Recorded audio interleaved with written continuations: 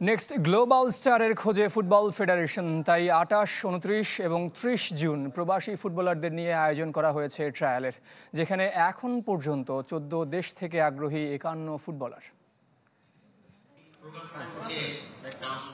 হামজা শ্রমিকদের দেখে প্রবাসী ফুটবলাররা যেমন লাল সবুজ জার্সিতে খেলার আগ্রহ দেখাচ্ছে, তেমনি তাদের পথ সুগম করে দিতে হাত বাড়িয়েছে ফুটবল ফেডারেশন।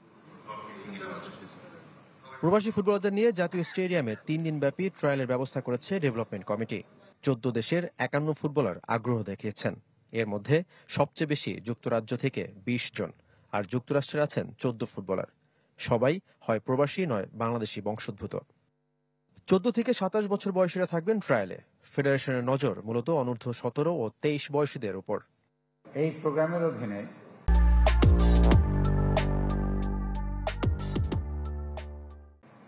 আমরা বিদেশে অবস্থানরত বাংলাদেশি বংশোদ্ভূত যে ফুটবলাররা আছেন বা তরুণরা আছেন, তরুণীরা যারা আমাদের দেশের ফুটবলে অংশ নিতে চান, আমাদের হয়ে খেলতে চান, বা আমাদের দেশের লিগে বা কোনো টুর্নামেন্টে পার্টিসিপেট করতে চান, আমরা তাদেরকে উৎসাহিত করছি।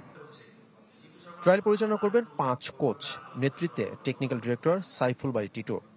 এছাড়াও থাকবেন কোচ ও সাবেক ফুটবলাররাও। নজর রাখবেন জাতীয় দলের কোচ হাবিয়ার কাবরেরা। এখানে আমরা 11v11 ম্যাচ যখন খেলবো তখন হয়তো জিপিএস ট্র্যাকার ইউজ করে ওদের ফিজিক্যালিটিটাও আমরা জেনে যাব। তবে বিদেশিদের নিয়ে এত আগ্রহ আয়োজনে দেশীয় প্রতিভার মূল্যায়ন ঠিকমতো হচ্ছে তো?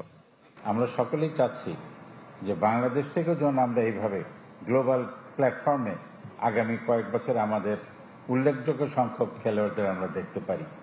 অর্থাৎ এই গ্লোবাল স্টারটা নট অনলি যে আমরা দেশের বাইরে থেকেই তাদেরকে দেশে আনতে চাই, বাট আমাদের দেশের ছেলে মেয়েদেরকেও আমরা গ্লোবালি স্টারের পর্যায়ে দেখতে চাই। ট্রায়ালে অংশ নেওয়া ফুটবলাররা ব্যক্তিগত খরচে ঢাকায় আসছেন। আয়োজনে থাকছেন ক্লাব কর্তারাও। পছন্দ হলে সুযোগ থাকছে ফুটবলারদের সাথে চুক্তির। শাফাত মিদুল, চ্যানেল 24, ঢাকা।